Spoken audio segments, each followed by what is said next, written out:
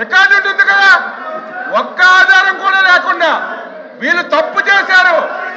సాక్షాత్తు టీటీడీకి చైర్మన్ గా వ్యవహరించినటువంటి సుబ్బారెడ్డి గారే తిరుపతి లడ్డూలో కల్తీ జరిగింది, ఏవేవి కలిశాయో స్పష్టంగా చెప్పారు.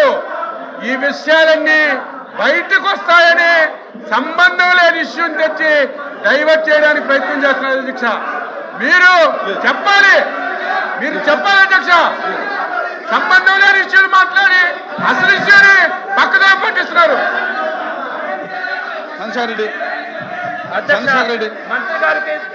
మంత్రి గారికి దండం పెడతా ఉన్నాను అధ్యక్ష. ఒక 5 నిమిషాలు కనుక్కోండి అన్న, సాక్ష్యాలు చూపిస్తాం అన్నా. మీరు రండి అన్న, మీరు రండి అధ్యక్ష. ఏదైతే మీరు కల్తీ నెయ్యి అని చెప్తా ఉన్నారు, ఆ కల్తీ నెయ్యి ఏఆర్ డైరీ సప్లై చేస్తుందంటా ఉన్నారు.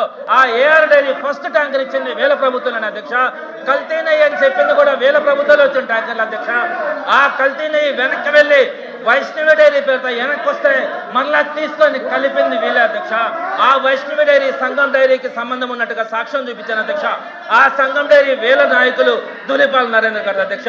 ఇప్పుడు చెప్పండి అధ్యక్ష, వైఎస్ఆర్సీపీకి ఏ సంబంధం? ఆ కల్తీ నెయ్యి ఎవరి హయాంలో వచ్చింది? ఆ కల్తీ ట్యాంకర్ ఎవరి హయాంలో వచ్చింది? వెనక్కి వెళ్ళినటువంటి ఆ ట్యాంకర్ మళ్ళా ఎవరి ఒత్తిడితో పైకి వచ్చింది? ఎవరి ఒత్తిడితో వాళ్ళు తీసుకున్నారో వాళ్ళు సమాధానం చెప్పాల్సిన అవసరం ఉంది అధ్యక్ష.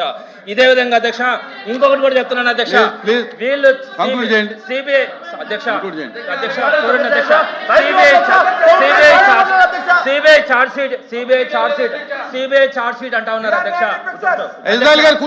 అధ్యక్ష సిబిఐ చార్జ్ షీట్ అంటా ఉన్నారు అధ్యక్ష. చర్చలు ముందు కొనసాగనే ఉండే. సిబిఐ చార్జ్ షీట్ గురించి మాట్లాడదాం అధ్యక్ష.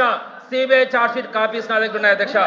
Page number 209, 210 CBI charge sheet లో ఉన్నటువంటి అంశం అధ్యక్ష. నేను మీకు చదివి వినిపిస్తాను అధ్యక్ష, ఒక్క నిమిషం. The results suggest that this samples of ghee from TTD mainly contains vegetable oils and fats of plant origin, and the possibility of presence of fat from animal origin appears very very less and very very low, not detected అని వచ్చిందంటే అధ్యక్ష. అంటే Animal fat ఉండడానికి అవకాశాలు లేవని చెప్పి CBI ఒకవేళ ఉన్నది మీదే అధ్యక్ష, ఒకవేళ ఉన్నది మీదే అధ్యక్ష. అన్న మీరు ఇది సిబిఐ చార్జ్ షీట్ అధ్యక్ష. సిబిఐ చార్జ్ షీట్ లో క్లియర్ గా దాంట్లో ఎట్లాంటి ఎనిమల్ ఫ్యాట్స్ లేవని చెప్తే మా హిందువుల మనోభావాలు దెబ్బతిన్నట్టుగా వాళ్ళు ఒకవేళ కల్తీ జరుగుంటే ఎవరి టైంలో కల్తీ జరిగింది అధ్యక్ష? వీళ్ళ టైంలో జరిగింది. అదేవిధంగా ఇందాక మంత్రి గారు చెప్తా ఉన్నారు అధ్యక్ష, పేజ్ నెంబర్ 35 అని. పేజ్ నెంబర్ 35 కూడా ఉంది అధ్యక్ష. పేజ్ నెంబర్ 35 లో ఏముంది అధ్యక్ష? సిబిఐ చార్జ్ షీట్ లో ఎవరైనా కూడా ఒక ఎంక్వైరీ చేసేటప్పుడు ఎవరో ఒకరు కంప్లైంట్ ఇవ్వాలి అధ్యక్ష. వీళ్ళ జిఎం టీటీడీ జిఎం మురళీకృష్ణ గారు ఒక కంప్లైంట్ ఇచ్చారు అధ్యక్ష. ఆ కంప్లైంట్లో ఏం రాశారు? ఎన్డీడీబీ రిపోర్ట్ ప్రకారం దీంట్లో ఎనిమల్ సంథింగ్ ఎనిమల్ ఫ్యాట్స్ కూడా ఉన్నాయి, మీరు విచారణ చేయించండి అని చెప్పి రాశారు అధ్యక్ష. సిబిఐ దాన్ని మెన్షన్ చేసి ఫైనల్ రిపోర్ట్లో దాంట్లో ఎనిమల్ ఫ్యాట్ లేదని చెప్పింది. వీళ్ళు ఇచ్చిన కంప్లైంట్, ఆ కంప్లైంట్ ని సిబిఐ మెన్షన్ చేస్తే అది సిబిఐ రిపోర్ట్ అని చెప్పారు. అది సిబిఐ రిపోర్ట్ అని చెప్పారు అధ్యక్ష. అది సిబిఐ రిపోర్ట్ కాదు, మీ జిఎం మురళీకృష్ణ గారు ఇచ్చినటువంటి కంప్లైంట్ లో ఉన్నటువంటి అంశమే.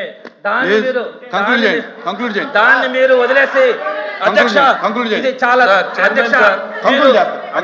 I would like to set the record straight. నిలబడు అందరూ నిలబడండి. ఓకే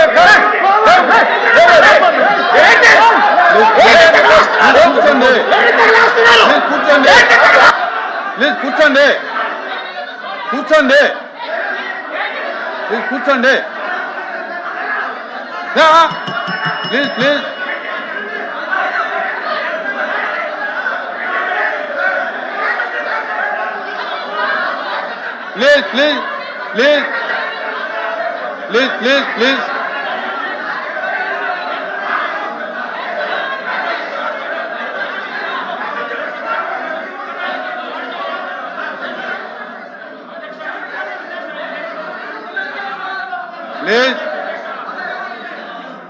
ప్లీజ్ దయచేసి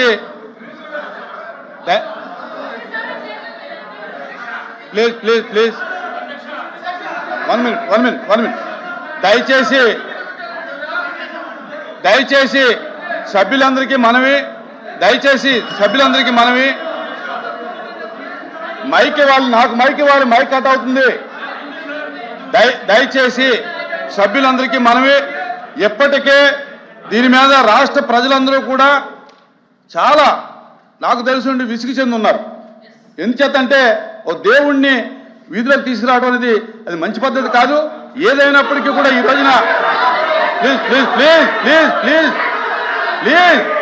దయచేసి ఇప్పటికీ గవర్నమెంట్ డిస్కషన్ ఒప్పుకున్నది కనుక అందరూ సజావుగా మర్యాదగా దేవుడి యొక్క ప్రతిష్ట పోకోకుండా చర్చ జరగాలని చెప్పి ఇరు వర్గాలని కూడా నేను మనవి చేసుకుంటా ఉన్నాను.